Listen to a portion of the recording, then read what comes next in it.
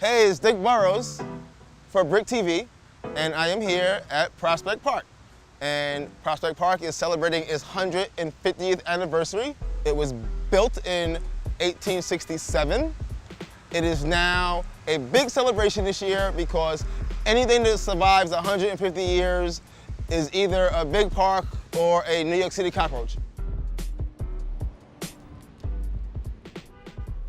The farmers market at Prospect Park is one of the bigger farmer markets in New York, sourcing all of its fruits from mostly upstate farmers, and it's a wonderful way to feed your family and have them eating healthy, which is the very Brooklyn thing to do. And this is at Prospect Park every Saturday, year-round.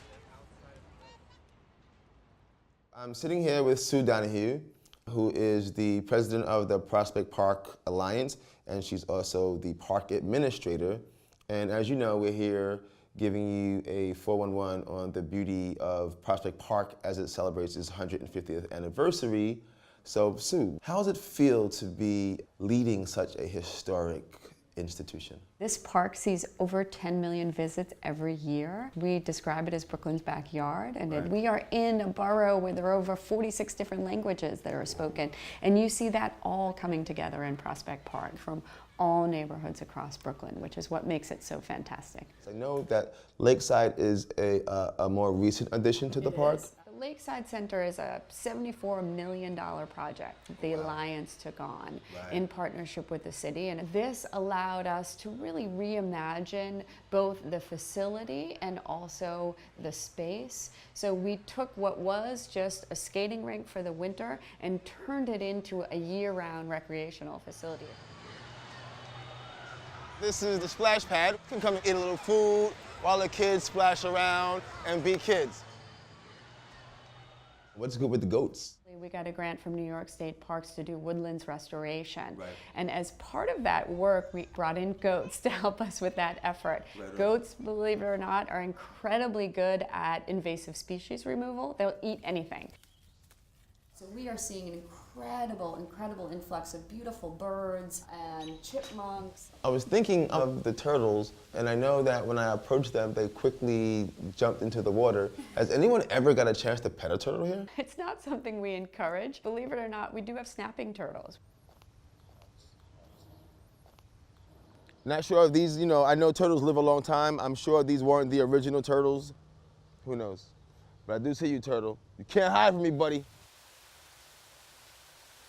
Here at the Leopards house Homestead, they're harvesting the flax that they grow here. So why don't you tell us some more about that? Sure. So at the Leopards Historic House, the Leopards family historically did grow flax here for linen production. They would make their own linen cloth for making their own summer clothes.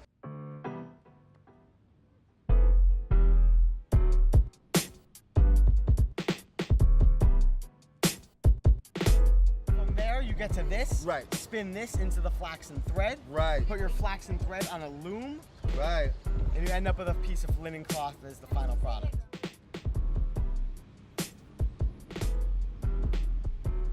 Now we're going to go into the actual Leopards house so we can see a time period crib. This is someone's crib, son! I, Dick Burroughs, hereby declare Leopards house to be Liddy. It's literally a recital room right here. I don't know if you guys heard my playing earlier. So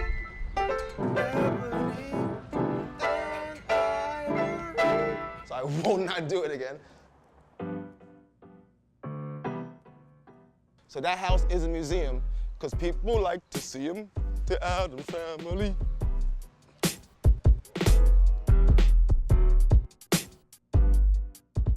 It's not just for kids, it's for adults who want to bring out their inner kid.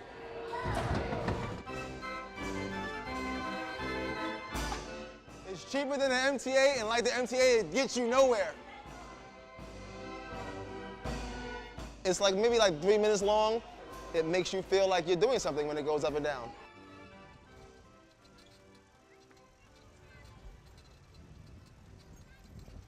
One of the many things fun to do at Prospect Park is ride these bikes. but they're very slow, but they're fun. We're on our way to the composting toilet. I don't know if you are familiar with the composting toilet, but it takes your waste and it makes it useful. Back in 1867, I'm sure people were going to the bathroom wherever they could. But now, modern times, you know, you got a little porta potty to do your number 1 or to do your number 2, and 1 and 2 is 3. If you gotta do number 3, that means you might be throwing up. So don't throw up in the porta potty. We're here with Angelo, who is a project manager for the actual composting toilet and the well house. Fill us in on how the composting toilet and the well house provides value to the world and to Brooklyn in particular. One of the last remaining original buildings in the park. Using this type of old technology in a new setting. It's the first compost toilet facility of its kind. We have 3 compost tanks down in the cellar. Over the next 6 months, the bacteria and worms get introduced into the system to begin breaking it down. The worms and bacteria are going to go in there and then drop into the waste to start breaking it down and turning it into compost. The building is being reused, updated, and utilized in a modern way to help society and to make Brooklyn so much more Brooklyn. I just composted.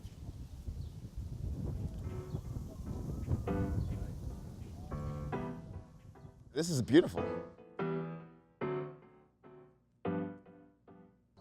So when I was young, I got stung by like 200 yellow jackets.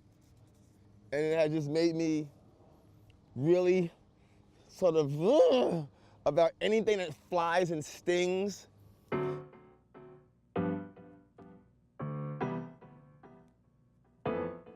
This park is such a uniter in Brooklyn because it kind of makes you want to recite a poem. But since I don't know any poems, I won't recite any.